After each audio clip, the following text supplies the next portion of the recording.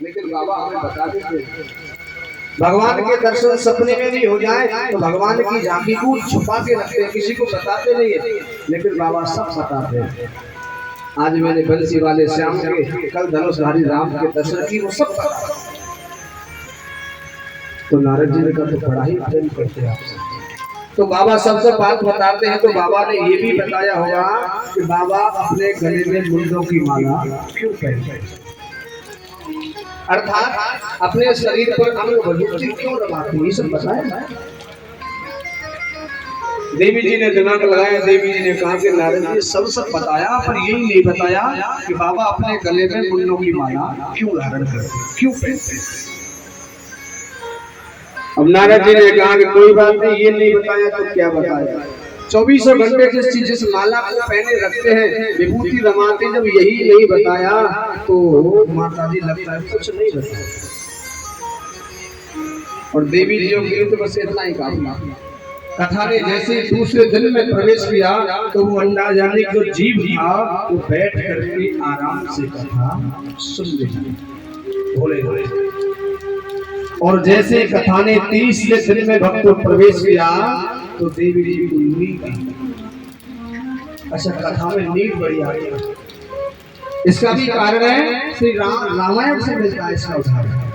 कुंभकर्ण की पत्नी का नाम था मिंद्रा देवी। भगवान श्री राम ने जब कुंभकर्ण को मृत्यु दंड दिया तो कुंभकर्ण की पत्नी ने कहा, हे श्री राम, मैं आपका ज्यादा कुछ बिगाड़ नहीं सकती, लेकिन जहाँ पर आपके भक्त आपका नाम लेंगे और वहां में बाधा बना, आपके भक्तों को आपके नाम से दूर करने का काम हम ही करेंगे। और इनका एक भाई है, उसका नाम है आलस्य। कहा कि दीदी हम साथ हैं आपके, पहले हम जाएंगे फिर तो माने। तो नींद से पहले आलस्य आता है नहीं आता, और जैसे आलस्य आता है वो तुरंत बहन जी आकर के अपनी जकड़ में कर लिया।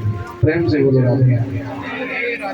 30वें दिन की कथा भक्तों जैसे ही प्रारंभ हुई तो देवी पार्वती जी को नींद आ गई, और जब नींद आ गई तो हुंकरा बंद हो गया।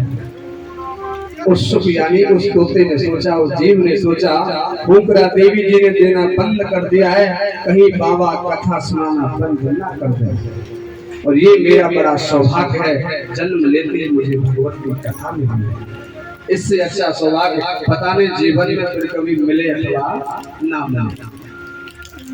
तो सोचने समझने की शक्ति कथा से वापस आई तो उन्होंने हूं करा देना प्रारंभ किया। चलो देवी जी सो गई तो हम ही हूं करा देना। कहते हैं गिरिवर पर गिरिजा के जिनकी चिंता में तू जलता, रोजाना कमाते ना बच्चे को पढ़ाऊंगा लिखाऊंगा, जिनकी चिंता में तू जलता वे ही चिता जलाते हैं, जिन पर खून बहाया जलसम जल में वही बहाते हैं, जिनको सबसे ज्यादा प्रेम है अंत में अग्निदान वही। घर के स्वामी के मरने पर घर की शुद्धि कराते हैं। पंडित जी के बुलाते, पंडित जी ऐसा होम करो, ऐसा यज्ञ करो, कोई भी आत्मा हो थोड़ी सी भी सब नेगेटिव ऊर्जा खत्म होनी चाहिए, कपड़े लड़े लाओ सब कहा है। और ये अब तो एक बात और कहते हैं, जो मर गया उससे कोई नाता नहीं। घर के स्वामी के मरने पर घर की शुद्धि कराते हैं और पिंडदान कर प्रेत आत्मा से अपना पिंड छोड़ते हैं। और 4 दिनों की प्रीति जगत में 4 दिनों में सुहेरा अब नहीं सकता, अब सीधा संत की शरण में पहुंचो। और महाराज परीक्षित ने अपने पुत्र जन्मेजय को राज्य सौंप करके और सीधे सुखदेव महामुनि की शरण में पहुंचे। और एक बात और बताऊं आपको, किसी संत से मिले, किसी ब्राह्मण से मिले, किसी से मिले, बड़े विनम्र स्वभाव से। स्वभाव कैसा होना चाहिए? विनम्र, तो ही भक्ति प्राप्त होती। पैसे का, ताकत का यदि जरा भी अभिमान रहा तो अभिमान करने वाला रावण भी नहीं रहा। कहते संत मिलन को चालिए तज माया अभिमान, जो जो पग आगे धरो वो कोटिन यज्ञ समान। बड़े विनम्र स्वभाव के साथ में सुखदेव महामुनि की शरण में पहुंचे और जाकर के एक ही प्रश्न किया। प्रेम से बोलो राधे राधे। जाकर के परीक्षित जी ने एक ही प्रश्न किया, गुरुदेव जिस व्यक्ति की मृत्यु निकट है उसे क्या करना चाहिए? गुरुदेव आप ज्ञानी हो, सबने बताया है, एक ही प्रश्न है, एक ही याचना है कि प्रभु जिस व्यक्ति की मृत्यु बिल्कुल निकट है ऐसे व्यक्ति को क्या करना चाहिए? सुखदेव जी ने कहा मरने का समय नजदीक आया है तो काम क्रोध मद लोभ इन सब को त्याग करके सीधे भगवान की शरण में आए और श्रीमद् भागवतान मुक्ति सप्ताहम वाचनम कुरु। ये श्रीमद् भागवत ही एक ऐसा महापुराण है जो अंत समय में मोक्ष प्रदान करता है। तो परीक्षित ने कहा प्रभु मैं म्रियमाण पुरुष अर्थात मुझे श्राप लगा है, मेरी मृत्यु आने वाली है, तो प्रभु इस पावन कथा को, ये ज्ञान में गंगा को प्रभु आप मुझे श्रवण करो, आप मुझे श्रवण करो। सुखदेव जी के भाव से महाराज परीक्षित के भाव से सुखदेव जी बड़े प्रसन्न हुए और सुखदेव जी ने प्रसन्न होकर के कहा कि पुत्र मैं तुम्हें कथा सुनाऊंगा। सबको मालूम चली कि परीक्षित को श्राप लगा है, अब भागवत कथा होने वाली है, तो देवराज इंद्र को मालूम चला और देवराज इंद्र भी अमृत का कलश लेकर के पधारे। प्रेम से बोलो राधे राधे।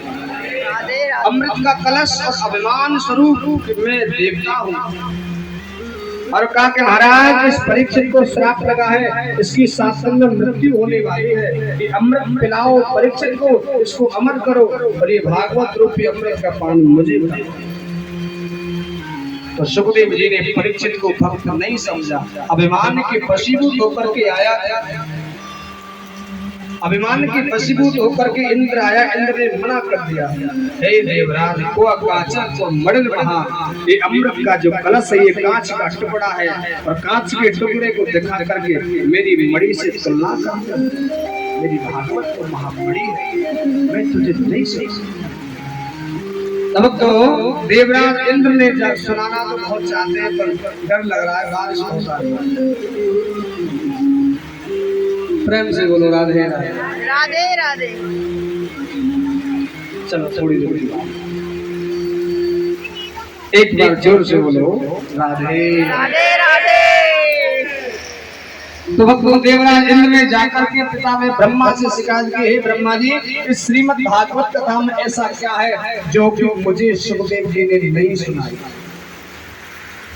तो पिता में ब्रह्मा ने सबसे पुराण 6 शास्त्र जितने धर्म ग्रंथ थे अपने ब्रह्म लोक में तुला तराजू मंगाया, सभी ग्रंथों को एक पलड़े में रखा और भागवत महापुराण को एक पलड़े में रखा, तौलना प्रारंभ किया तो सभी धर्म ग्रंथ के पलड़े ऊपर उठ गए और भागवत जी का पलड़ा नीचे रह गया। जिसमें ज्यादा वजन होता है वही जीता है। ब्रह्मा जी ने कहा कि भागवत कोई कथा नहीं, कोई स्टोरी नहीं, ये तो साक्षात श्री कृष्ण का ही स्वरूप है। जो इस पावन कथा को, पावन गंगा को भक्ति प्रेम के साथ श्रवण करेगा भगवान श्री कृष्ण की भक्ति उसे अवश्य प्राप्त होगी। और तुम अभिमान के कारण गए इसलिए तुम्हें उस भागवत रूपी अमृत का पान नहीं मिला। भक्तों महाराज परीक्षित ने सुखदेव महामुनि का पूजन किया और सुखदेव महामुनि का पूजन करने के बाद और यही से प्रारंभ होती है भक्तों भगवान की श्रीमद् भागवत।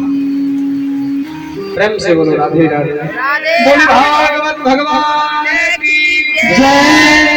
यही से प्रारंभ होती है भगवान की। प्रथम श्लोक सुनाया सुखदेव जी सुनाते हैं।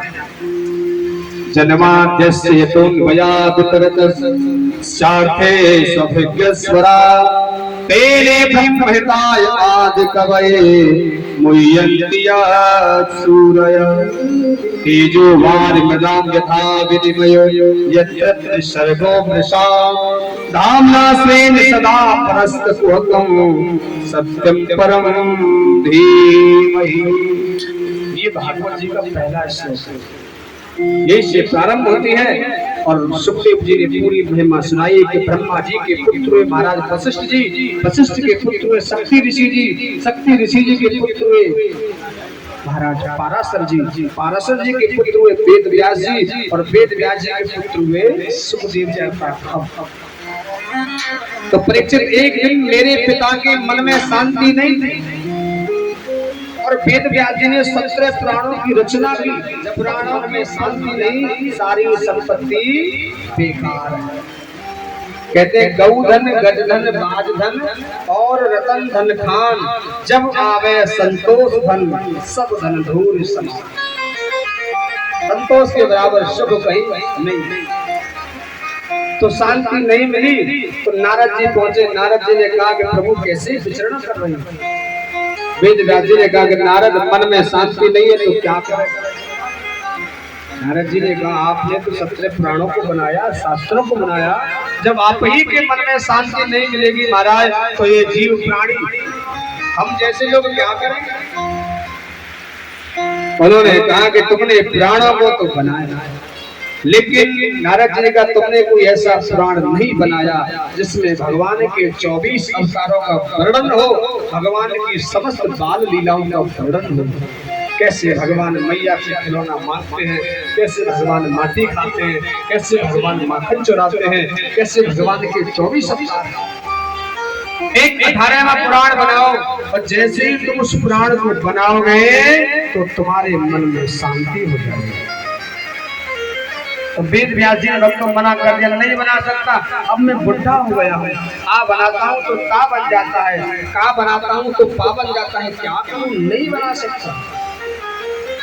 तो नारद जी ने कहा सब कुछ कर सकते हो यदि कृपा श्री राम की हो। कहते हैं ना, जा पर कृपा राम की होई, ता पर कृपा करे सब कोई। जिस पर श्री राम की कृपा होती है सब जीवों को कृपा करनी ही पड़ती है। उनकी कृपा हो जाए तो मूकम करोति वाचाला, गूंगा भी बोलने लगता है, लंगड़ा दौड़कर पहाड़ पर चढ़ जाता है। कृपा हो श्री राम। यदि आप नहीं लिख सकते तो बुलाइए गौरी के पुत्र गजानंद को। गौरी के पुत्र गजानंद आएंगे तो हमारे सभी कार्य निर्विघ्न पूरे हो जाएंगे। ध्यान किया, वक्रतुंड महाकाय सूर्यकोटि समप्रभा निर्विघ्नं कुरु देवा सर्वकार्येषु सर्वदा। गौरी के पुत्र गजानंद पधारे हैं। गजानंद के द्वारा वेद व्यास जी बोलते गए और गणेश जी महाराज लिखते गए।